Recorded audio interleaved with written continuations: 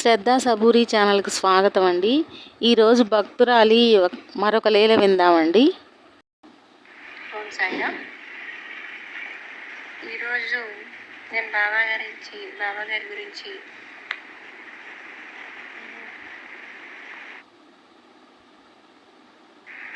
ఆయన చూపించినటువంటి గొప్ప లీల మీకు చెప్తాను.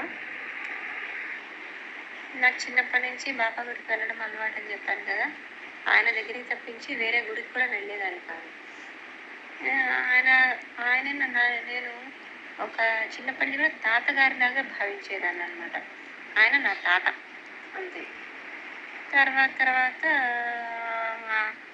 కొద్దిగా ఏజీ పెద్దదయ్యి నాకు కాస్త తెలిసిన తర్వాత ఓ ఈయన గురువు గారు, తర్వాత ఈయన భగవంతుడు, అలా ఒక్కొక్క స్టెప్ ఆయన గురించి నేను తెలుసుకుంటూ వచ్చాను.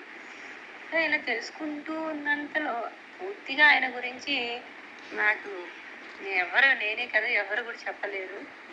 కృష్ణుడు గురించి కృష్ణుడు చెప్తాడు కదా, నన్ను తెలిసిన వాడు ఎవడూ లేడు అని చెప్పేసి. అలానే పూర్తిగా ఆయన గురించి నాకు తెలీదు. కాకపోతే కొద్ది కొద్దిగా నేను నాకు జ్ఞానం ఉన్నంత ఆయన గురించి కొద్దిగా తెలుసుకుంటూ పైకి వస్తున్నాను. అయితే ఒకరోజు ఒక లీల జరిగింది. ఫస్ట్ నేను చిన్నప్పుడు ఇప్పుడు సాయిబాబా గుడిలో ఇప్పుడున్నటువంటి ద్వారకామాయి గుడి పక్కన సాయిబాబా పెద్ద విగ్రహం ఉంటుంది. ఆ టెంపుల్ ఉందన్నమాట. ఇప్పుడు అది కొత్తగా కట్టింది. నేను చిన్నప్పుడు అది లేదు, ఓన్లీ ద్వారకామాయి మాత్రమే ఉంది. అయితే కొన్నాళ్ళ తర్వాత నాకు ఎందుకు ఒక సందేహం వచ్చింది. ప్రతిరోజు ఫస్ట్ ద్వారకామాయికి వెళ్ళి దండం పెట్టుకుని వస్తాను, తర్వాత నేను ఈ విగ్రహం ఉన్న గుడిలోకి వెళ్తాను అనమాట. అంటే నేను చిన్నప్పటి నుంచి ఉన్న గుడి ఇది కాబట్టి బాబా గారు ద్వారకామాయిలోనే ఉంటారు, ఈ విగ్రహం ఉన్న గుడిలో ఉండరు అని చెప్పి ఒకరోజు ఎందుకో అనుమానం వచ్చింది. దాంతో ఆ విగ్రహం ఉన్న గుడిలోకి ఎందుకు వెళ్ళడం, కానీ హారతి అక్కడే కదా జరిగేది, ఈ విగ్రహం ఉన్న గుడిలోనే డైలీ హారతి చదువుతుంది. సరే ఎందుకు అలా మనసులో ఒక అనుమానం వచ్చింది. అర్జెంటుగా వెళ్ళాల్సినప్పుడు ఏం చేస్తానంటే గబగబా ద్వారకామాయి గుడిలోకి వెళ్ళి అక్కడ దండం పెట్టేసుకుని బాగా దగ్గర వెళ్ళిపోయేదాన్ని. సరే ఇది ఇలా జరుగుతుండగా ఒకరోజు అనుమానం వచ్చింది కదా. నెక్స్ట్ డే ఉగాది అయ్యింది. డైలీ నేను మధ్యాహ్నం హారతికి వెళ్ళేదాన్ని. రెండు పండుగలు అప్పుడైతే కంపల్సరీ హారతికి వెళ్తాను. సరే ఉగాది రోజు మధ్యాహ్నం హారతికి వెళ్ళాను. హారతికి వెళ్ళి హారతి చదువుతూ ఉన్నాం. మధ్యలో నాకు తెలీదు, బుక్ పట్టుకొనే ఉన్నాను. ఎప్పుడు కూర్చొని ఉన్నానో నాకు తెలీదు.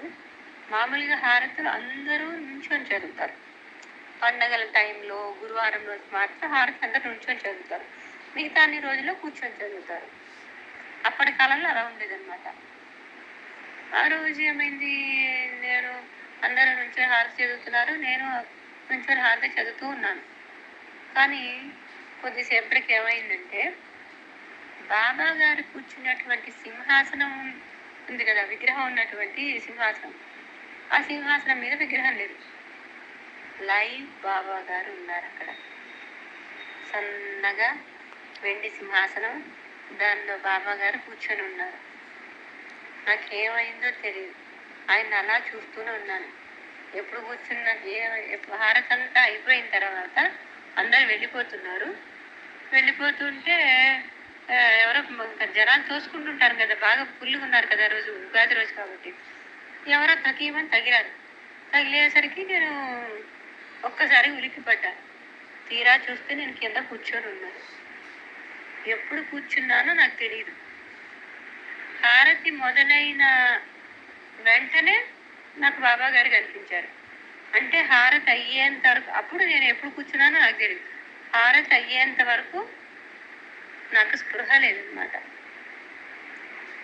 అక్కడ బాబా గారిని చూస్తూ ఉన్నాను. ఆయన ఎంతసేపు కనిపించారో నేను ఎంతసేపు చూశానో నాకు ఏమీ తెలియదు. హారతి మొదలు తెలుసు, హారతి అయిపోయిన తర్వాత అందరు నన్ను తోసుకుంటూ వెళ్ళడం తెలుసు. ఒకళ్ళు ఎవరో పక్కన వాళ్ళుండి ఏమ్మా బాగాలేదా కూర్చున్నావు అని చెప్పి అడిగారు. మనకు ఇంకా మత్తులో నుంచి బయటికి రాలేదు కదా, అంతలా ఊపాను. అతను వెళ్ళిపోయాడు. చిన్నగా లేచి బయటికి వస్తుంది కదా, అది ఆనందం అనుకోవాలా,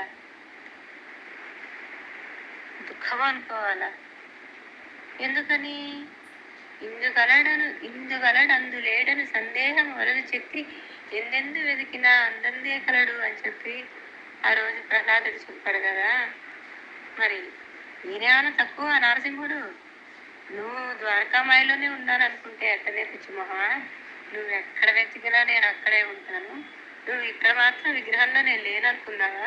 నేను విగ్రహంలోనే ఉన్నాను అని చెప్పేసి లైవ్లో బాబా గారు నాకు చూపించారు. ఇది నాకు ఫస్ట్ లైవ్ బాబా గారు నాకు దర్శనం ఇచ్చింది. ఓం సాయిరామ్. శ్రద్ధ సబూరి ఉంటే చాలండి. నమ్మకంతో కూడిన ఓర్పు ఉండాలని సాయిబాబా ఎప్పుడు చెప్తూ ఉంటాడు. అదేనండి మనకు బాబాకి మనం ఇచ్చే గురుదక్షిణ. డబ్బులు కాదు, ఆయన తీసుకునే 2 రూపాయల దక్షిణ అర్థం అదే అండి. 2 రూపాయలకి శ్రద్ధ, ఒక రూపాయి సబూరి. అంటే నమ్మకంతో కూడిన ఓర్పు గనక ఉంచుకుంటే, ఆయన మీద నమ్మకం సంపూర్ణంగా పెట్టుకుంటే ఆయన ఎల్లవేళలా మనం రక్షిస్తూ ఉంటాడనమాట. ఈరోజు ఈ ఎపిసోడ్ ఇంతటితో సమాప్తం అండి. మరొక ఎపిసోడ్లో మళ్ళీ కలుద్దాం. ఓం సాయిరామ్.